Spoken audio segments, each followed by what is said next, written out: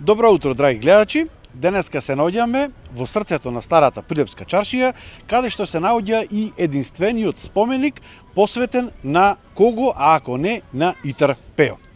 Итар Пејо е најпопуларниот лик од македонските народни приказни и мислам дека нема кој што не го знае од 7 до 77.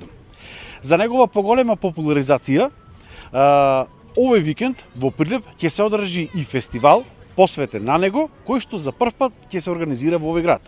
А многу повеќе за тој фестивал ќе ни каже Елена Николовска од културно-уметничкото друштво Мирче Ацев, кој што се и организатори на самиот фестивал со поддршка на Центарот за култура од Прилеп и самата општина. Така, идејата за овој фестивал е од неколкумина членови на културно-уметничкото друштво Мирче Ацев. Како што сите знаеме, фолклорните ансамбли се места за дружење, забава, смеја и места од каде што излегле многу познати и бисери и поговорки, да кажам, па затоа во потрага по некоја идеја за настан или фестивал, ние уствари дојдовме до идеја да направиме нешто што го поврзува хуморот, сатирата и се разбира каде ако не во Прилеп.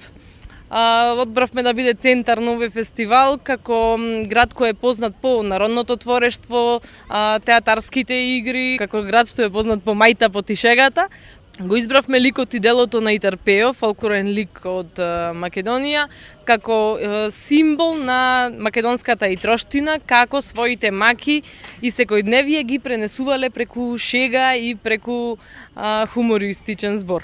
Токму така, за некој Итар Пејо е личност која што вистински постоела во селото Градешница, но исто така има тврдење дека тој е измислена личност, во која што го символизира тој, како што кажавте, мајта, шега, хумор, но и сила и троштина и мудрост на македонскиот народ да го преброди тоа петвековно османлиско робство кое што било на овие простори. Вие го спојувте сето тоа со вашиот фолклор, традиција, народна песна игра, заедно со македонскиот хумор. Така, и треба да се напомене дека ова е фестивал кој е целосно организиран, значи од почетната идеја до целосната организација од страна на младите. Исто еден начин како да продолжиме да го негуваме македонското културно наследство, овој пат преку шега и да покажеме дека со ова на културното наследство не е нешто што стои заклучено и што има само еден единствен начин за да го пренесуваме, туку младите да најдуваат свои начини како своевремено преку нешта што се во нивен интерес да продолжат да го негуваат и културното наследство и еве шегата, да кажам, како една алатка која користиме во секојдневието и за подобрување на расположението и за креирање забавни содржини.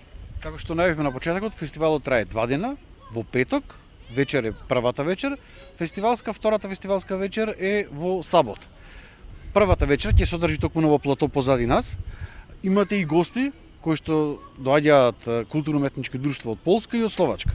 Така, значи планираме секоја година да го прошируваме фестивалот, да не биде ограничен само на балканските земји, туку да го прошируваме и да запознаваме нови култури. Оваа година имаме можност да ги проследиме настапите на друштва од реномирани фолклорни ансамбли од Полска и Словачка, како и 4 ансамбли од Македонија.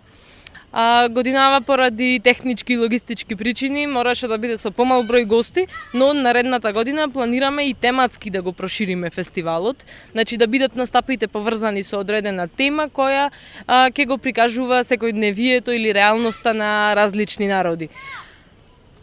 Што се е предвидено да се случи во првата вечер, како ќе започне фестивалот, што ќе има можност да погледне публиката втората вечер? Прва активност како дел од фестивалот во петок дента ќе биде детска работилница, каде најмладите ќе имаат можност да се запознаат со различна култура, да креираат нешто свое и да запознаат нешто повеќе со културното наследство. Потоа, како од официјалните активности, продолжуваме со дефиле низ центарот на Прилеп, кој ќе заврши токму тука во 19 часот, каде ќе проследиме и настап на фолклорните ансамбли кои се планирани за во петок. Додека во сабота, во Центарот за култура Марко Цепенков ќе имаме завршен настан, свеченост, каде уште еднаш ќе настапат неколку различни друштва и се разбира гостите од Полска и Словачка и ќе бидат доделени и плакети за благодарност. Ова е прва година, какви се вашите очекувања, дали веќе сте подготвени, има уште неколку дена до самиот почеток? Значи, оваа година планиравме да биде поставувањето на темелите за фестивалот, па така немаме некоја конкретна тема која ќе биде, значи подготовките веќе на големо се завршуваат. Уште останува да ги пречекаме гостите сега во наредните денови и да започнеме со активностите. Ентузијазмот се гледа кај вас, особено ми е драго што младите го поттикнуваат сето ова, да се зачува нашето културно богатство што го имаме, како во однос на народната песна, народната игра и нормално традицијата и мајта и шегата кои што се најголеми карактеристични белези, особено за Прилеп. Ги поканувам сите заинтересирани уште во петок да дојдат тука на ова место, на настанот кој ќе биде од отворен тип, додека за во сабота се продаваат билети по цена од 100 денари секој работен ден од 10 до 12 часот во Центарот за култура Марко Цепенков. Особено ги поканувам младите да дојдат и да ги посетуваат ваквите настани, особено што се инициирани од млади, бидејќи верувам дека секој млад човек може да најде место каде што ќе се пронајде и себе си, каде ќе пронајде начин како да твори и како преку креативност и преку шега можеме да продолжиме да го негуваме културното наследство и да зборуваме за нашите интереси.